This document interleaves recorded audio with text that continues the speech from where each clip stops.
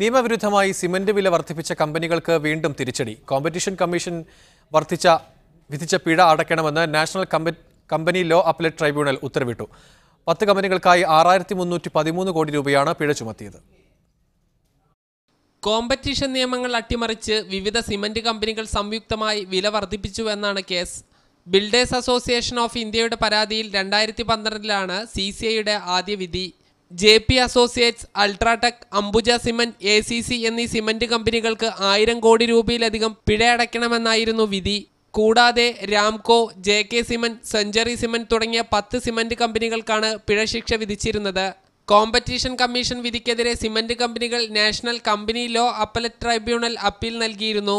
എന്നാൽ നിയമവിരുദ്ധമായി വില വർദ്ധിപ്പിച്ചതിന് തെളിവുണ്ടെന്നും അതിനാൽ പിഴ അടയ്ക്കണമെന്നുമാണ് ജസ്റ്റിസ് മുഖോപാധ്യായ അധ്യക്ഷനായ ബെഞ്ചിന്റെ പുതിയ വിധി. അപ്പീൽ പോയ കമ്പനി ലോ ട്രിബ്യൂണലും പറയുന്നത് കോമ്പറ്റീഷൻ കമ്മീഷൻ ഓഫ് ഇന്ത്യ നിങ്ങൾക്ക് ഇട്ട പെനാൽറ്റി തന്നെ കുറവാണ്.